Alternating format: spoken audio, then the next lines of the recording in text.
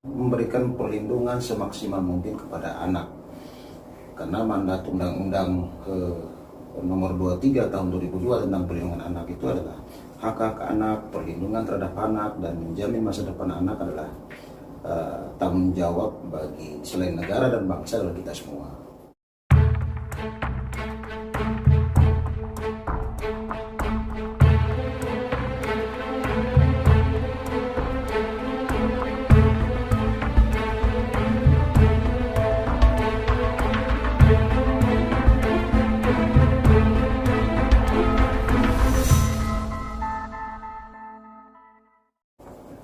Assalamualaikum warahmatullahi wabarakatuh. Alhamdulillah pada kesempatan sore hari ini saya bisa bersilaturahim secara online dengan teman-teman semua. Ya, tentu dalam rangka membahas hal-hal yang cukup aktual di sekitaran kita. Akhir-akhir ini yang menjadi isu aktual di Nusa Tenggara Barat ya soal pengesahan Perda Pencegahan Perkawinan Anak yang tanggal 29 Januari 2021 lalu. Itu institusi DPR sudah mengesahkan perda ini. Tapi ya yang namanya isu publik tentu ada pro kontra, dan wajar diskursus publik itu sangat dibutuhkan untuk mendapatkan respon, ada pendidikan publik, dan juga mungkin bahwa perda ini perlu disosialisasikan secara masif. Nah, oleh karenanya pada kesempatan hari ini izinkan saya, teman-teman semua, saya menyampaikan beberapa hal yang mungkin cukup pokok dalam perda itu. Ya, salah satu diantaranya diskusi publik soal perda ini, ngapain orang menikah kok dilarang-larang. Nah itu, ini cukup menarik menurut saya, dan perlu saya mendapat kesempatan untuk memberikan penjelasan sehingga saya sendiri selaku anggota DPR yang membidangi bidang tersebut, dan kebetulan ditunjuk oleh sahabat-sahabat anggota panitia khusus atau pansus di DPR sebagai pimpinan dan ketua pansus. Saya kira cukup relevan kalau saya bisa menjelaskan ini kepada teman-teman semua dan para pemirsa yang sempat nonton di channel saya hari ini. Beberapa hal yang menjadi substansi dan pokok dalam perda yang sudah seluruh anggota DPR putuskan kemarin pada paripurna itu adalah, ya setidaknya dalam sebuah regulasi atau perda itu terdiri dari apa yang menjadi cantolan hukumnya, kemudian kontennya apa, lalu apa yang menjadi, tentu dalam perda itu ada reward and punishment. Nah, dalam konteks perda ini saya harus menjelaskan kepada kita semua bahwa secara substansi perda ini adalah berhajat pada substansi, sekali lagi, adalah memberikan perlindungan semaksimal mungkin kepada anak, karena mandat Undang-Undang nomor 23 tahun 2002 tentang perlindungan anak itu adalah hak anak, perlindungan terhadap anak, dan menjamin masa depan anak adalah tanggung jawab bagi selain negara dan bangsa adalah kita semua. Nah, perda ini berhajat dan mengambil tanggung jawab itu sehingga anak sebagai generasi bangsa masa depan itu betul-betul menjadi perhatian bersama, lebih-lebih oleh negara. Yang kedua, landasan dari perda ini adalah Undang-Undang nomor 16 tahun 2019 atau perubahan dari Undang-Undang nomor 1 tahun 74 tentang perkawinan.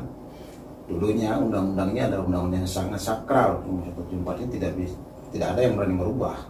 Tapi akhirnya berubah juga, ada perubahan di Undang-Undang nomor 16 2019 tentang substansinya adalah soal usia perkawinan.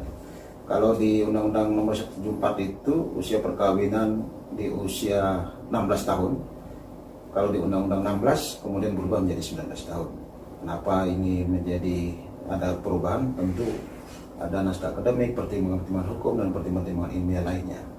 Nah, dua undang-undang ini menjadi landasan kenapa perda ini penting. Satu sisi bagaimana mencegah perkawinan di usia anak, di sisi lain ingin memberikan perlindungan pada anak. Nah, konten di perda itu adalah bagaimana lebih mendahulukan pendekatan persuasif, bahwa perda ini lebih banyak mengupas isi-isinya itu upaya-upaya pencegahan. Nah, bahkan di perdanya diatur di bab 4 sampai selanjutnya, karena perda ini ada sekitar 12 bab dan 36 pasal.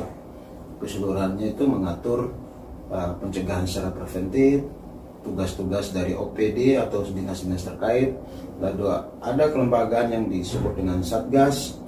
Dan ingat, yang paling penting itu bukan soal punishment-nya, tetapi reward juga ada di situ. Bahkan di bab khusus diatur soal bagaimana penghargaan bagi person, pribadi, lembaga, masyarakat atau pemerintah daerah, pemerintah desa di semua levelnya bisa menghambat laju perkawinan anak ini. Artinya kalau di sebuah daerah atau di sebuah tempat itu ada kasus dan yang grafiknya tinggi, jikalau nanti ada proses penurunan dan mampu menghambat, maka ada penghargaan yang diberikan oleh pemerintah daerah, baik itu level kabupaten, level provinsi maupun level desa. Nah, tentu dalam konteks ini diatur di Perda oleh Satgas tadi, satuan tugas. Jadi itu substansi-substansinya. Dan yang paling penting selain punishment tadi, punishment atau denda atau sanksi itu lebih kepada upaya terakhir, bukan yang menjadi prioritas. Misalkan pelanggaran administratif oleh para aparatur desa, aparatur pemerintah, itu didahului dengan teguran pertama, teguran kedua, teguran ketiga. Jika itu terus dilakukan, maka ada sanksi tadi, sanksi administratif, bahkan sanksi pidana atau denda 5 juta bahkan sampai di angka 50 juta kalau diatur di Perda ini. Tapi lagi-lagi sanksi ini jikalau sangat dibutuhkan, sangat dihindari. Yang terakhir, yang paling pokok dalam Perda ini adalah, saya kira publik harus menyambut ini dengan baik. Ini adalah bagian dari kehadiran negara untuk menangani persoalan-persoalan yang cukup sensitif dan sangat strategis untuk kita atasi dari sekarang.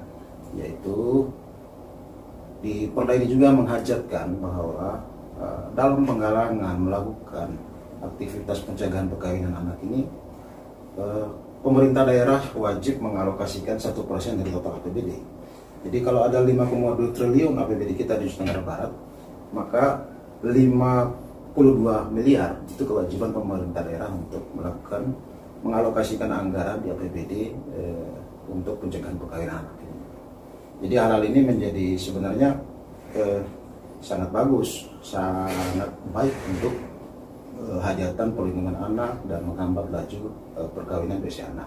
Nah, semuanya ini adalah soal investasi generasi bangsa, bukan hanya soal perdanya. Kita tidak merasakan sekarang, tapi kita mencegah bahwa besok tidak ada lagi stunting, besok harus lahir anak-anak cerdas dan sehat, besok anak-anak juga harus punya hak soal pendidikan, kesehatan, dan hal-hal yang berkaitan dengan perkembangan dia sebagai generasi bangsa dan calon pemimpin masa depan. Substansinya di situ sehingga Perda ini hadir. Nah, soal isu-isu aktual yang berkembang diskursus publik, saya juga merespon.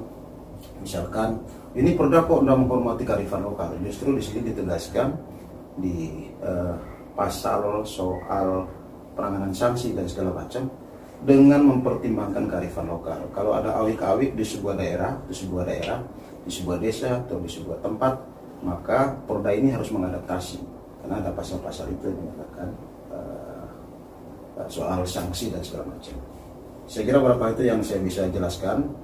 Teman-teman, dalam kesempatan dimanapun saya sangat siap, dan apabila ada kesempatan dan tidak ada halangan, saya akan sangat senang bisa hadir untuk bisa ikut mensosialisasikan Perda ini, sehingga Perda ini betul-betul hadir dan ada kemanfaatannya buat masyarakat pada umumnya dan masyarakat Nusa Tenggara Barat pada khususnya.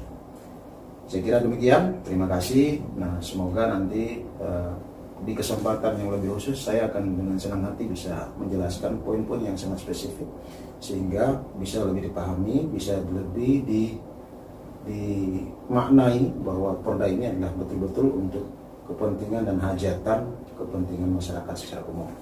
Demikian, terima kasih. Wassalamualaikum warahmatullahi wabarakatuh.